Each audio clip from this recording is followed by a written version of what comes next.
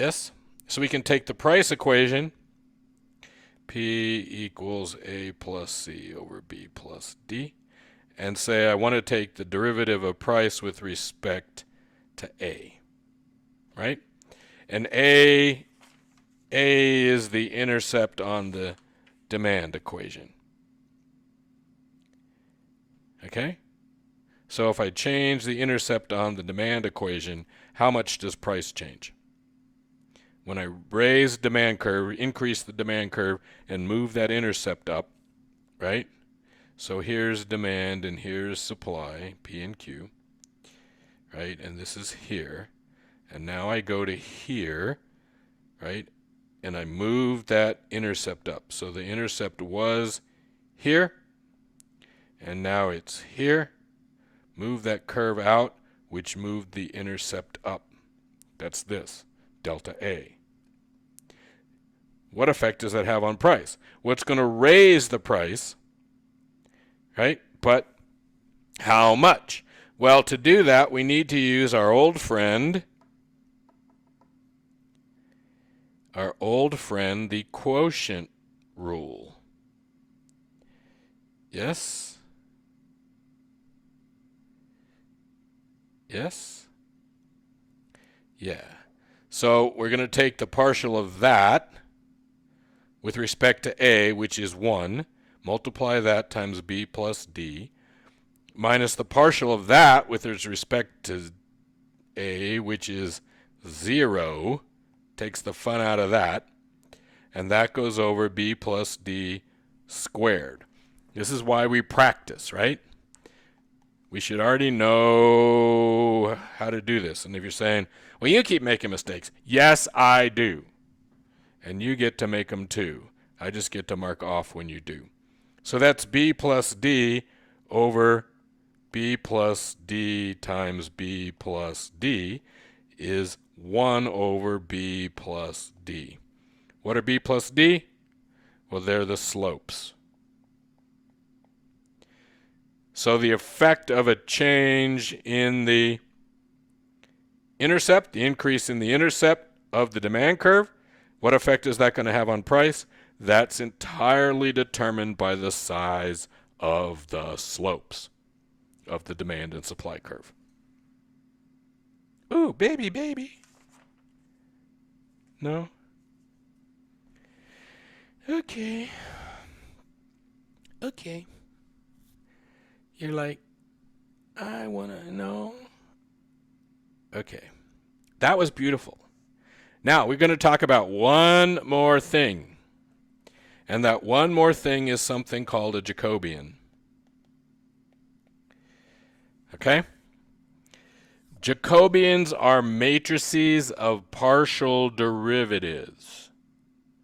Matrices of partial derivatives. Okay?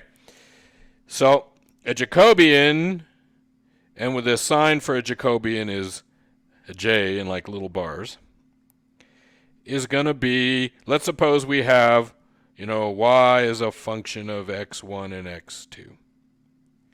Okay? The Jacobian would be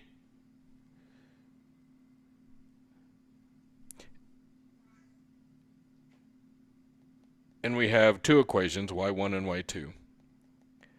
Okay? So I have two equations. It's going to be y1 with respect to x1, y1 with respect to x2, y2 with respect to x1, and y2 with respect to x2. And that's the Jacobian. It's 4 partials.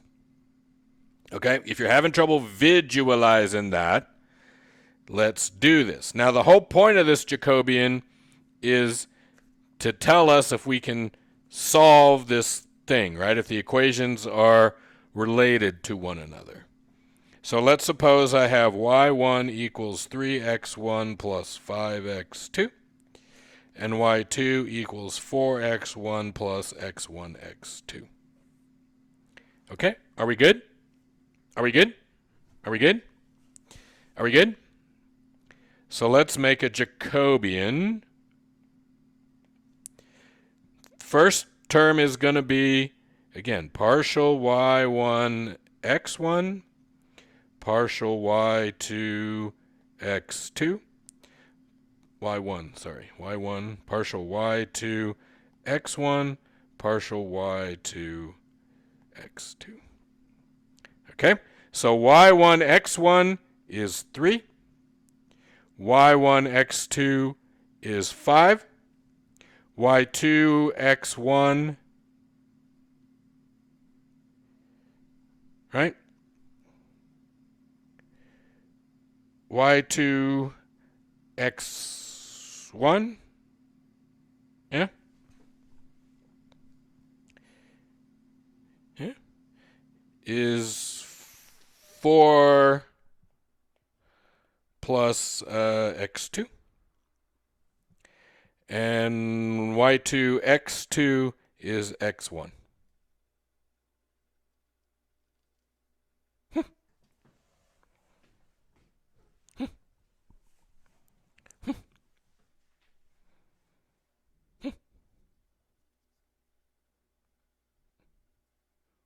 Yeah. Okay. Now you're saying, what's the point? Well, the point is if we find the determinant, and that's why these things is in this bar is not in a matrix format, because what we want to do is find the determinant of x. Okay? So that's 3x1 minus 4 times minus 4 plus x2 times 5 is 3x1 minus 20 minus 5x2.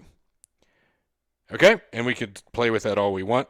The point is, as long as this isn't equal to 0, if it's not equal to 0, then the two equations are not related. If it's equal to 0, the two equations are related.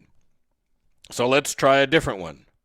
Let's try that z equals 2x plus y and w equals 2x plus y squared.